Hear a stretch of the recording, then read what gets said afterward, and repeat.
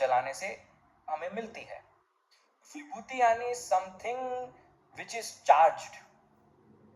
कह सकते हो कि ऐसा भस्म जो आपने किसी मंदिर में रखा है, किसी ऐसी जगह रखा है जो एनर्जेटिकली चार्ज्ड हो, आपने शिवलिंग पर लगाया है, तो वही भस्म शिवलिंग के ऊपर चढ़ने के बाद विभूति बन जाती है।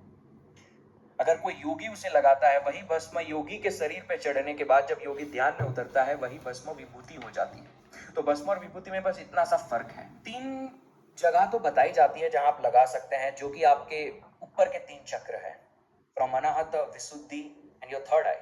अगर हम इस सिस्टम को समझने की कोशिश करें थोड़ी सी, तो नीचे के जो 3 चक्र है हमारे, वो माया के साथ जुड़े हुए हैं। मूलाधार चक्र की बात करें, स्वादिष्ठान की बात करें, मणिपुर की बात करें, तो ये 3 चक्र में हमारी जितनी भी लोभ, माया, संभोग वाली ऊर्जाएं हैं, वो वहां बसी हुई है। उसके ऊपर जब आप उठते हैं, वहां से अनाहत आता है और वहां से वही संभोग की ऊर्जा प्रेम की ऊर्जा में कन्वर्ट हो जाती है।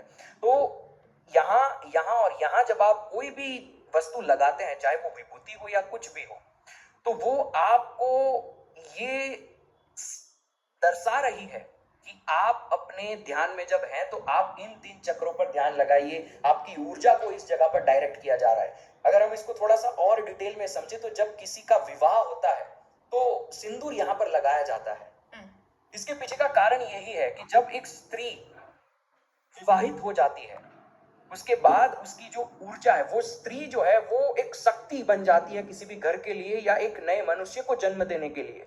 वो एक ऐसी शक्ति है जो एक नया ब्रह्मांड, मैं इस शरीर को भी ब्रह्मांड कहता हूं क्योंकि ये ब्रह्मांड है, एक नया ब्रह्मांड बनाने के लिए वो तैयार हो जाती है। तो जो सिंदूर है वो इसी चीज का सिंबोलिज्म है कि अब इस स्त्री की जो ऊर्जा है वो नीचे से ऊपर उठ रही है, ये स्त्री एक नया ब्रह्मांड बनाने के लिए तैयार हो रही है। तो इस तरीके से हमारे यहाँ अलग अलग पॉइंट्स को यूज किया जाता है, उसके ऊपर चीजें लगाई जाती है ऊर्जा को उस डायरेक्शन में डायरेक्ट करने के लिए।